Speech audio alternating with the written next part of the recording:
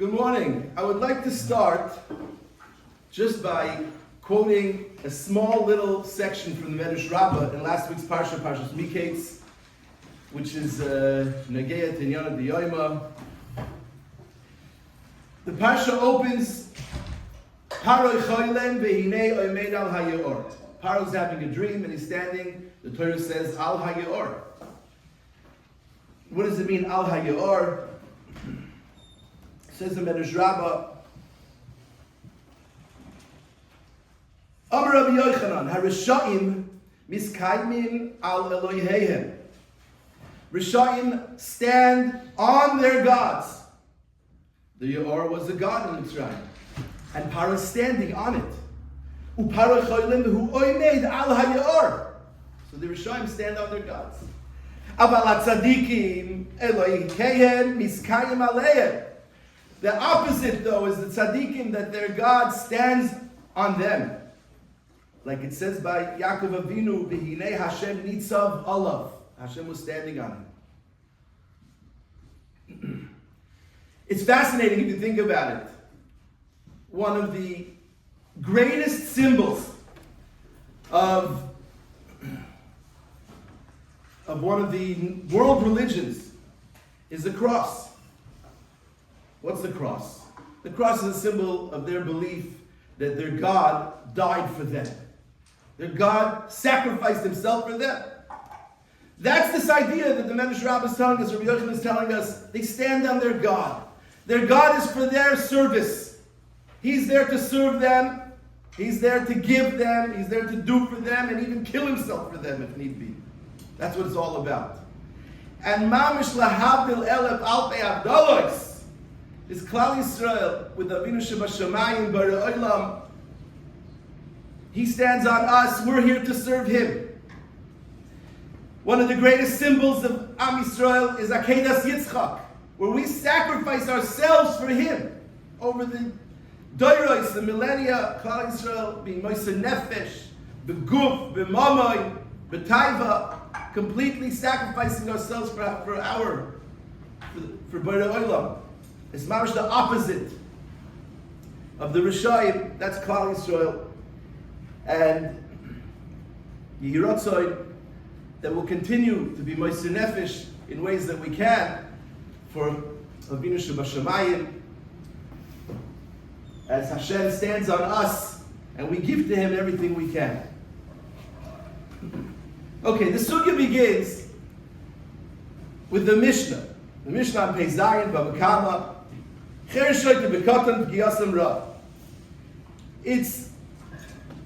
unfortunate if you have an encounter with a katan. Why is that? With a cherish, a shoita, or a katan. Why is it unfortunate if you have an encounter with a katan? Because, says the Mishnah, if you cause them damage, you're going to have to pay.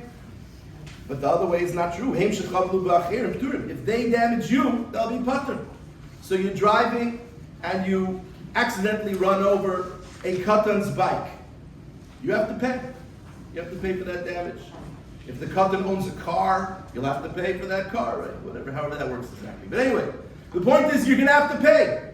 But if the katan runs over your bike or slams his bike into your car, you have a new, shiny, brand new car, just got it out of the lease, and he slams right into it, big dent, big scratch, or even better, he doesn't slam into it. He takes his key and scratches the whole thing, mamish, Geschmack, right?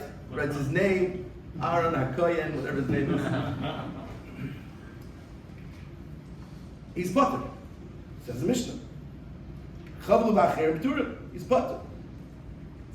I mean, it's more than just slams your car, even if he hurts you physically, but whatever, he's patur. Says, however, the Mishnah continues,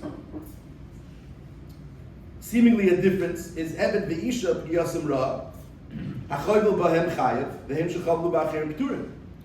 An Ebed Isha have a similar start, that if you hurt them, you're chayev. However, if you damage them, you're chayev, but if they damage you, they're patur. But the difference is, as the Mishnah seems to be saying, the Mishnah, Mishal lachar zman. This Ebed or Isha will pay lachar zman. Nisgarsha Isha Nishtachra Eved Chayovim L'Shalem. If the Isha becomes independent one day, she's divorced, or if the Eved becomes freed one day and now he's independent, he has to pay for the damage that he caused back then, for the damage that she caused back then when she was married. Says Rashi, very important Rashi, Chayovim L'Shalem, why are they chayav? Why is this Eved or Isha chayav to pay when they one day become independent? It's very important, very, very, very, you have to be very careful with these words here, because this is the key to the whole thing. Because from the start, when they caused the damage, they were chayav. It's not like they weren't chayav. They were chayav. The Mishnah says they're patur. But no, says Rashi. Be'etzem, they're chayav. Ela she'ein lahem ma l'shalem. Just they have no independent funds. A woman who's married has no independent funds. An Eved has no independent funds. And therefore, they're chayav. Mitchila hem chayav. Just they don't have money. So you can't come after them. So they're, for all intents and purposes, in practice, they're patur. But they're chayav. Just they can't. So they're patur. Okay?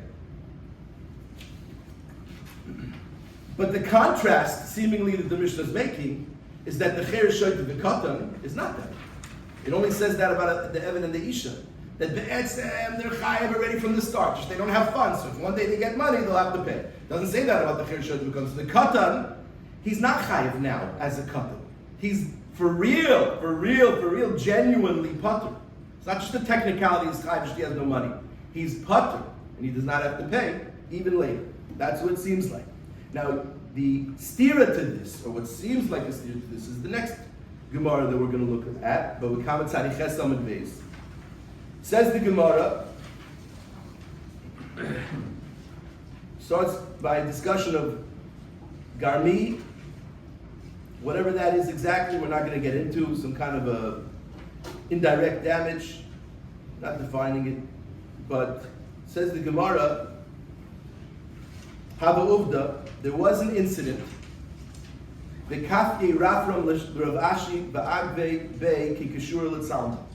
Rafram, who was, we'll call him the Bezdin, the Rav, the Poisek, the Galador, whatever he was exactly, the rabbi, he forced Rav Ashi, the great Rav Ashi, he forced him, says the Gemara, and he collected from Rav Ashi the highest amount for some kind of a nezek.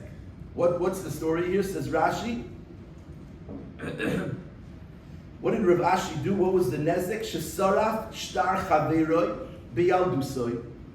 Rav Ashi, when he was a child, says Rashi, he burnt someone's shtar, a document with which the person can collect the debt. Rav Ashi, as a child, burnt it. Rav Ashi, good healthy kid, likes to play with fire, burns things, breaks things, normal, right? He burnt someone's shtar. So now the guy doesn't have his shtar. He can't go and collect the $1,000 that's owed to him. So Rafram, this Gadol Hador, the rabbi, the Abezdin, forced him to pay the full amount for this shtar. Rav Ashi burnt it as a kid. Now he's older, and Rafram tells him, you have to pay. What do you mean? I was a kid. I did it when I was 5. I should be patur.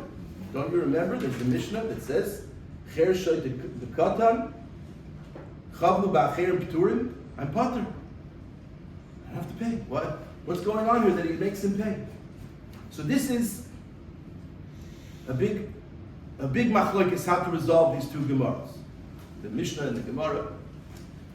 For all intents and purposes, let's make a very practical situation. Okay, Sruli is growing up, and as a kid, his mother takes her with him to the store. Why does the mother take him with her to the store? Because there's no school that day. Okay, so she has to take him wherever she goes. He goes to the store, she takes him. He's in the store, he's running around, he's chasing this, he knocks over a thing, breaks it. How much is the damage? $1,000. But the guy feels bad. Little kid, cute little guy. So he doesn't say anything. Sruli grows up, goes to yeshiva, comes back, being his manim, and his mother says, can you go to that same store, scene of the crime? Go to that store and pick up whatever it is for you. I ordered it. He goes, and the guy sees him. Sruli, wow, all grown up. I feel bad, but remember when you were 7 and you knocked over that thing and there was glass everywhere, and it cost me $1,000 out of pocket. At the time I didn't say anything, but now that you're all grown up and you seem like a mensch, I could, someone that I could actually communicate with and work with, it's $1,000 out of my pocket. Can you please pay? What? $1,000? That what? I was a kid. What do you want from me, right? This is Rav Ashi over here. I should pay for the shtar that I burnt when I was 5 years old? Yeah. Rafram is making him pay. But you have to think about the wording of the Gemara. It says Rafram forced him to pay. Forced him. Rav Ashi, the tzaddik, Rav Ashi, you need to force him. Tell him he's chayiv. Of course he'll do it. Of course he'll do it. Forced him to pay. So it's a strange lashon of the Gemara. Forced him to pay. It's very strange. We're gonna have to think about that. Why it says that he forced him to pay. Let's look at the Rambam. Says the Rambam. Agav, just interesting to think. So far, and as we'll proceed, you'll see that nowhere does it even mention the possibility that the father has to pay. Okay? The discussion is the katan chayiv or is the katan not chayiv? So far we haven't seen, and I don't think we will see, that the father has to pay. The father seems to be off the hook. Why is the father off the hook?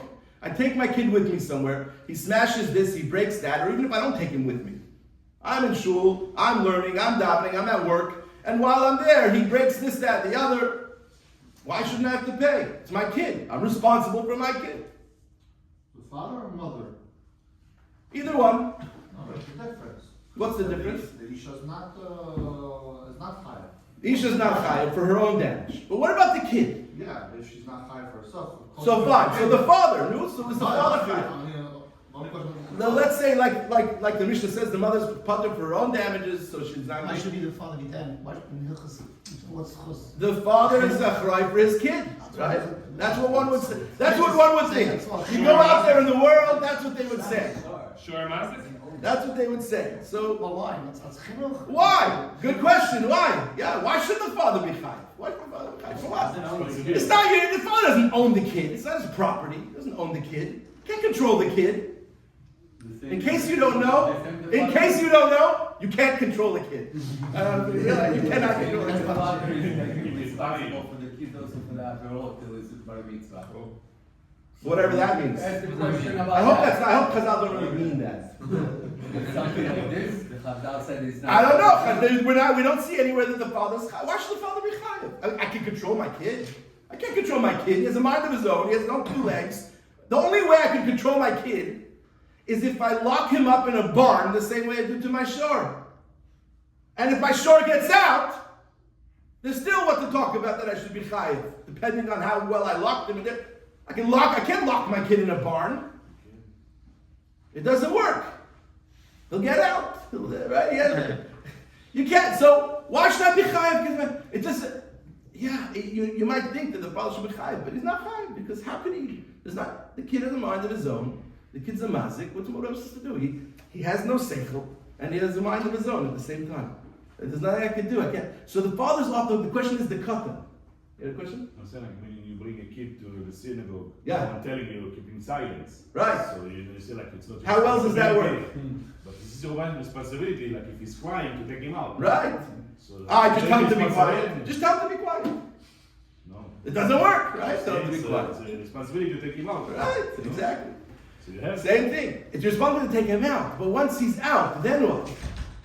You take him out and he smashes the window of the car in the parking lot. What are you supposed to do, right? There's nothing to do. Anyway, says the Rambam.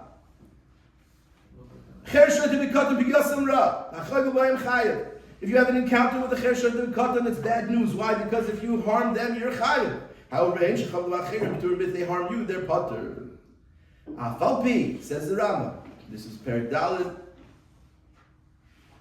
End of Perek Daled. Halach Chaf. Afalpi. Shenitpateach hacherish.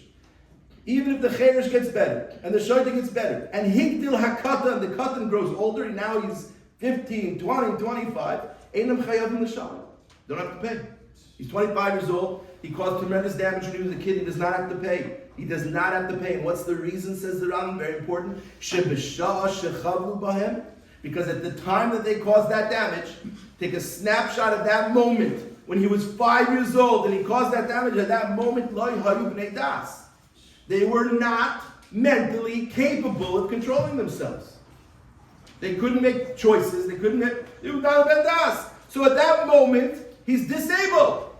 So you get, like Rashi said, come in, welcome. Plenty of seats. Says in the Gemara, Mishnah Pei Zayin.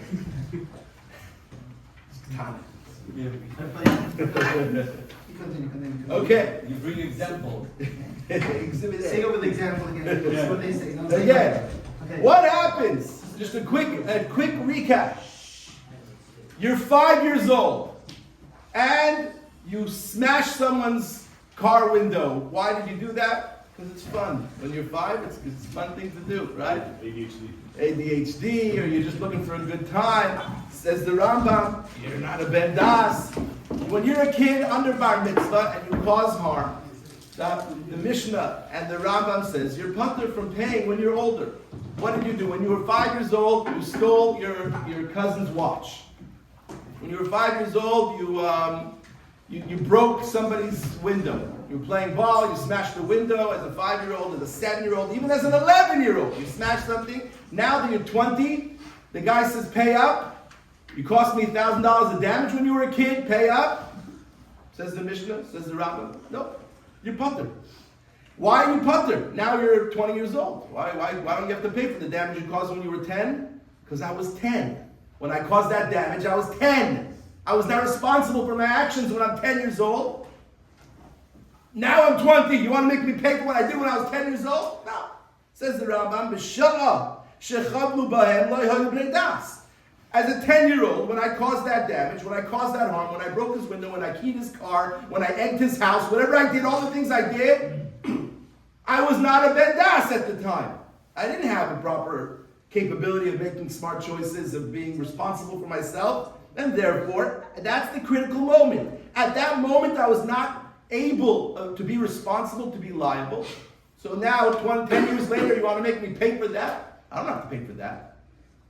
You know, in the world, there's such a thing called insanity plea. What is that insanity plea? It's the same thing. Be a son. It's the same thing. Now, I'm normal. But you know, when I did that crime, I was insane.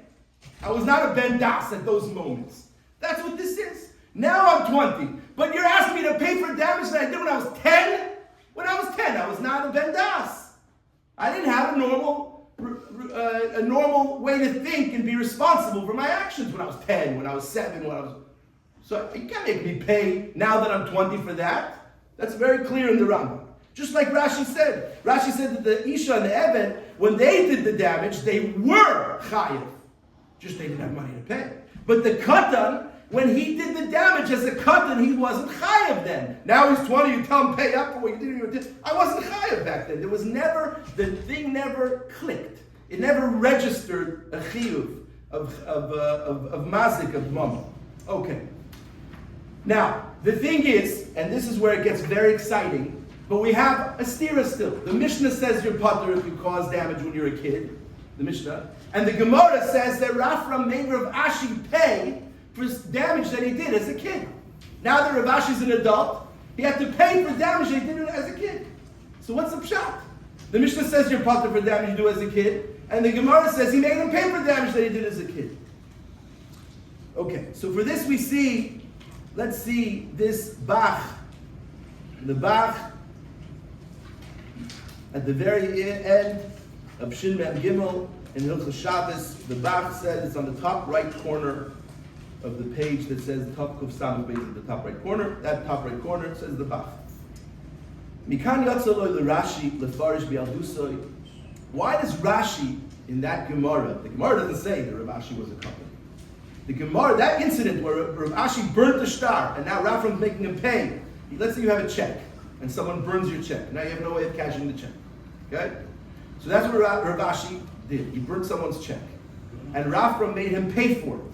The Gemara does not say that Rav Ashi was a katan when he did it. But Rashi in that Gemara says, when Rav Ashi did it, he was a katan.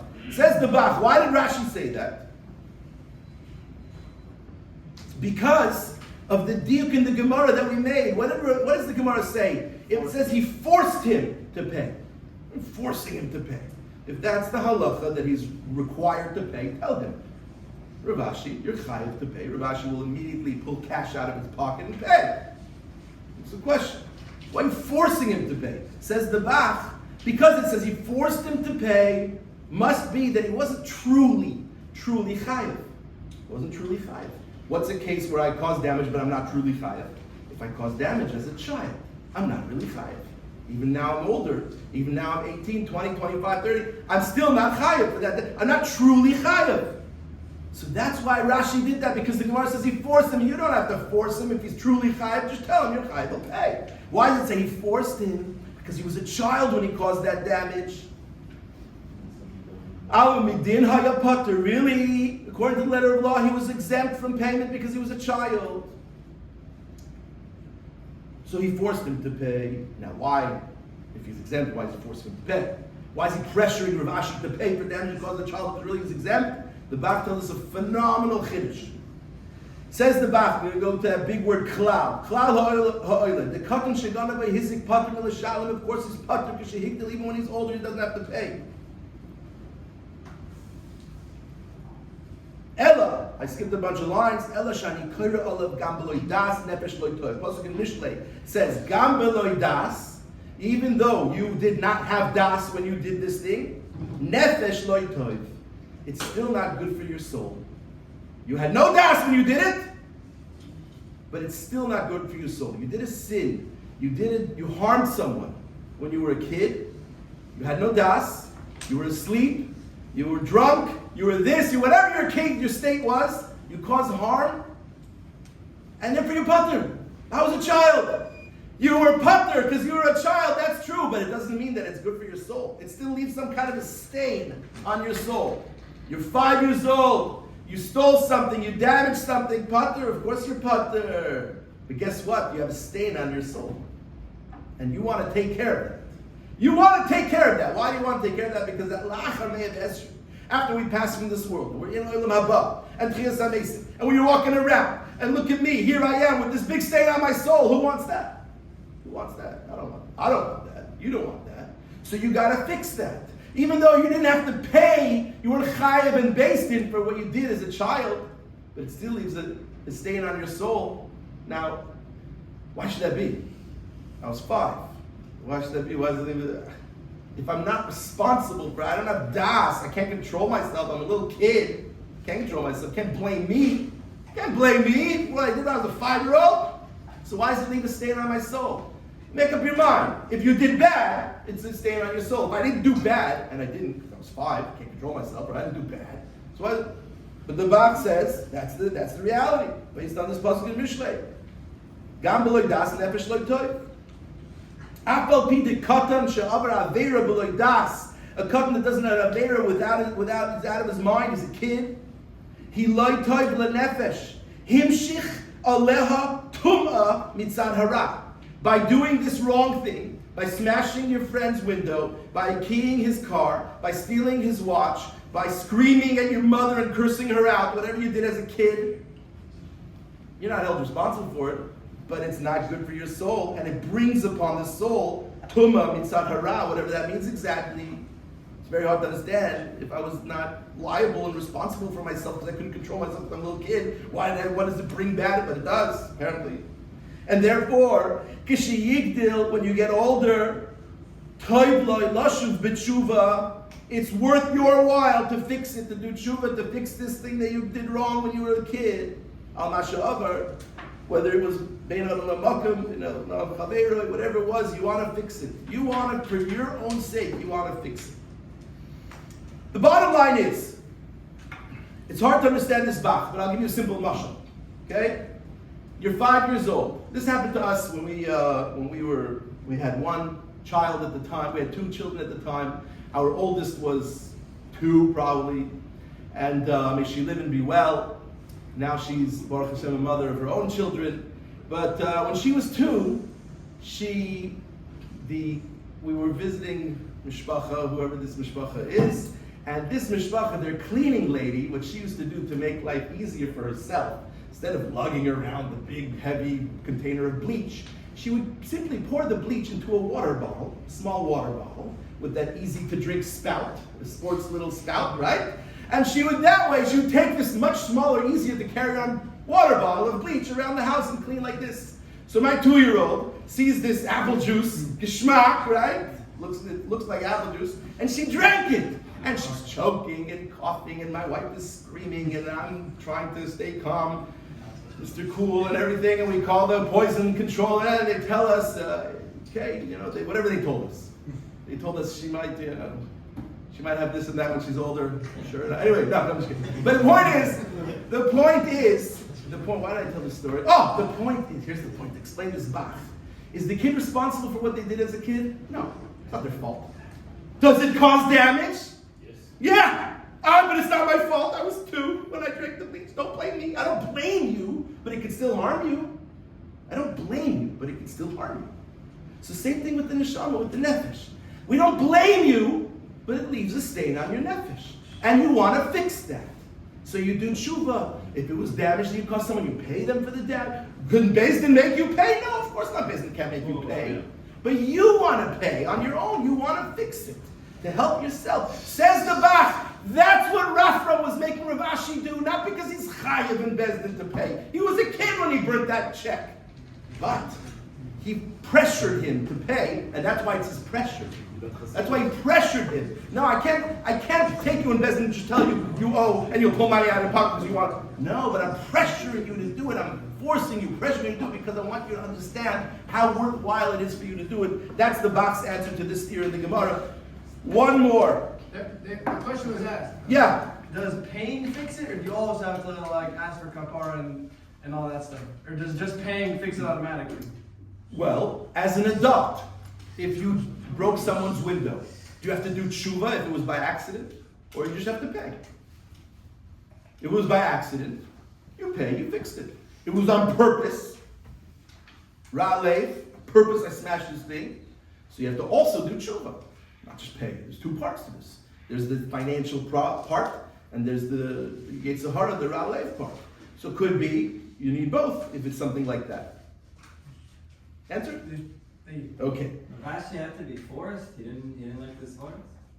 He had to be convinced. Forced. What? You didn't get the story. He convinced him. He pressured him. He said, "No, I'm telling you, kedai lecha. זה הרבה כסף. בכל זאת כדאי לך. אבל אין לי הרבה כסף. בכל זאת כדאי לך. טוב, שכנעת." Anyway, whatever all that meant. Usually we have a guy on the side with explaining the language. Anyway, says the Gemara. Okay, this is the last piece here because there's one more here. Oh, we have another answer to the question, and this will conclude. The other answer to the question is the Taz. The Taz in Shulchan Aruch, the Taz says like this. Let's read the Ramah first. The middle of the page says the Ramah, "Katan shehika aviv over sharaver mikatnusa." A katan, a child smacks his father, or he does some other avera as a child, whatever the avera is. He doesn't actually have to do tshuva or pay or whatever it is when he gets older. He doesn't have to. Mikomokim says the Rama, it's good for him that he should accept upon himself something to do tshuva, kapara, even though when he did it, he was a kid. But it's good, it's kedai, it's worth his while, says the Rama, like the Bach told us. Says the Taz, commenting on this. And I'm sorry, before we proceed, I just want to make mention. We read the Rambam that says flat out the halacha is you're exempt, you're patur when you cause damage as a child. And it's true, in Beis Din Shilmata, that's the halacha, that's how we paskin. I just wanted to be fair. There are Rishonim who say, no, you actually are chayav in Beis Din. Without tshuva, not a fancy tshuva. Just flat out, financially, in Beis Din you're chayav. How do they learn that? What's the raya? The Mishnah says, it's patur. Well, guess what? The Gemara tells us that we don't paskin like that Mishnah, or we have to learn that Mishnah a different way. Because look, Rafram forced Rav Ashi to pay. Why is he forcing him to pay? Must be your chayav. Must be that we paskin not like that Mishnah. Must be your chayav. Just to be fair, just to tell you, there's Rishonim who actually Hagoyis Mayim, he brings from Or Zarua, not Hagos Mami, Hagos Ashri brings from Or Zarua that you're chayiv. Okay, so there are Rishonim who say that flat out you're chayiv without getting fancy tshuva and kapara, flat out chayiv, but we don't pass it like that. Okay, says the Taz, commenting on this Ramah.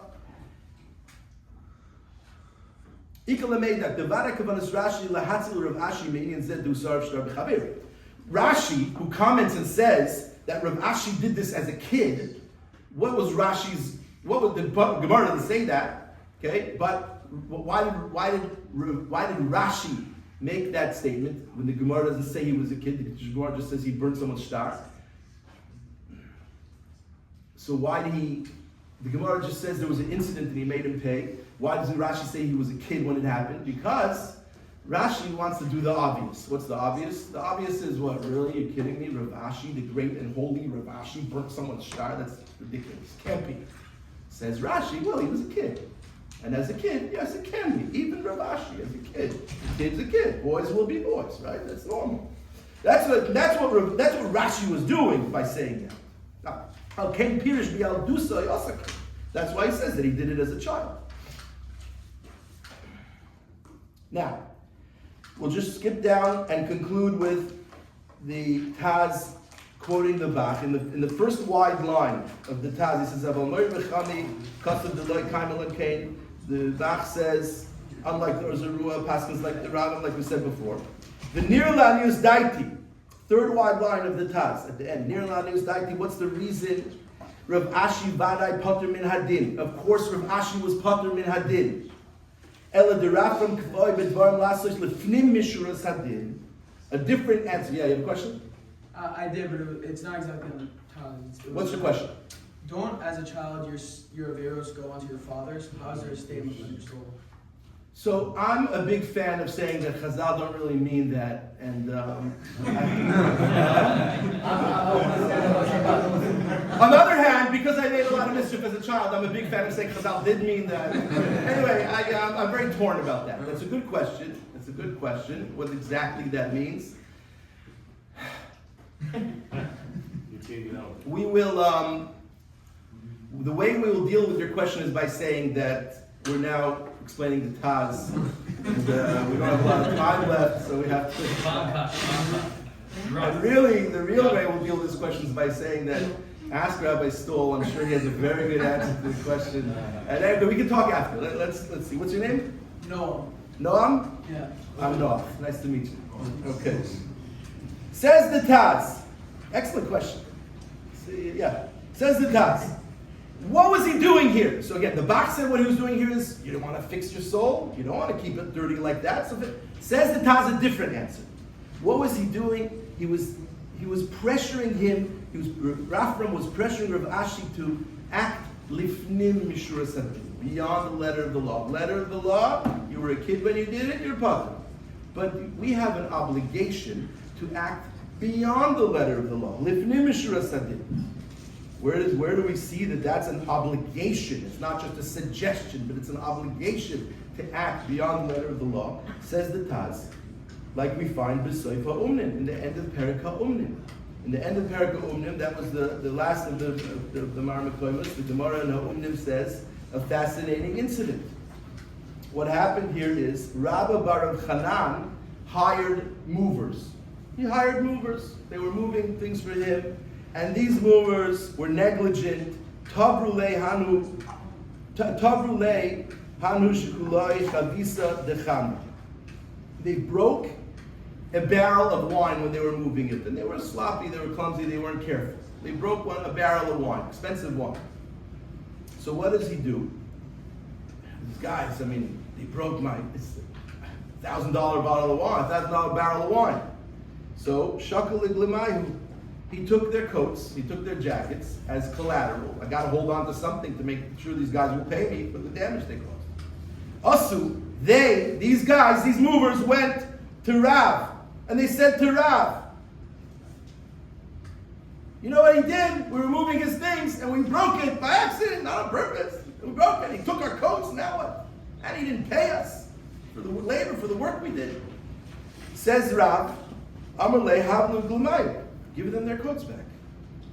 You can't keep their coats. Give them their coats back.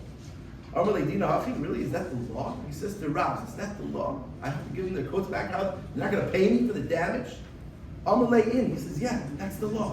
Why? Because the pasuk says, "Leman telech b'erev tovim." You should act in a way that's good. These guys are poor. They can't make ends meet. They're working as movers because they got to put bread on the table. Pay them. Give them their coats back. Give them their coats back. I want collateral so that they'll pay me for the damage. Give them their coats back. These guys have nothing. And he says, you have to. So he gave them the coats back. Then they went to Rabbi and said, it's not enough that he gave us our coats back. He should pay us for the day's work. So Rav said to him, pay them for the day's work. Hold on one second. It's one thing I give them their coats back. I'm going to pay them for the work. What work? They broke my stuff. Work. What kind of work? Yeah. Pay them for the work. Why should you pay them for the work? Because the Torah says, "Ve'orchos tzadikim tishmar." You should act in a way of tzadikim. Pay them for their work, right? So says the Taz, that's what's going on here. Rafram told Rav Ashi, yes, it's true, letter of the law, you're exempt from paying because you were a kid when you burnt that check. But you have to act lifnim mishuras hadin. Now that you're older, and you're still exempt, letter of the law, Beis Din can't force you, but I'm telling you that you have to pay it anyway, because you have an obligation to live life beyond the letter of the law. As Jews, we're not supposed to be nickeling and diming each other all the time. You owe me this, you have to. You know, I might have to, but you have to, we all have to live beyond the letter of the law. There's all sorts of rayas to this throughout Shas, throughout everything, how we're meant to be larger, bigger, greater than just the letter of the law. It's true, if you owe me, you owe me. But it's also true that I need to be bigger than that, and I need to be moichel, especially in the circumstances that I have a lot and you have a little. I should go beyond the letter of the law, says the Taz. That's what was going on in that Gemara. So to summarize real quick, al regel achas, the summary is that the Mishnah says, as a child, when you damage, you are exempt. Even when you get older, you don't have to pay. And then the Gemara says that there was a case like this and he made him pay. But the law is that you don't have to pay. The Bach says the reason is because it's true you don't have to pay. But the damage that it causes, the wrong that you did, the harm that you did, it leaves a stain on your soul and you want to fix it. That's why he pushed him to pay. The Taz says a different reason, because we're obligated to live lifnim reshus sadin. That's why he pushed him to pay. Whatever the case,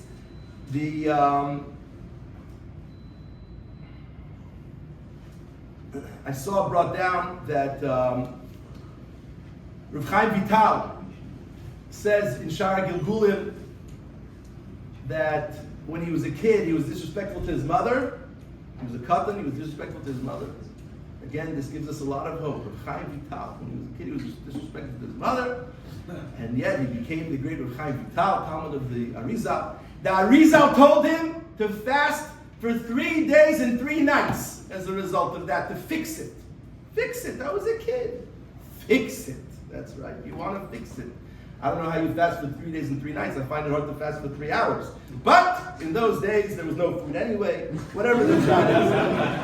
Yashikoyach, Yashikoyach.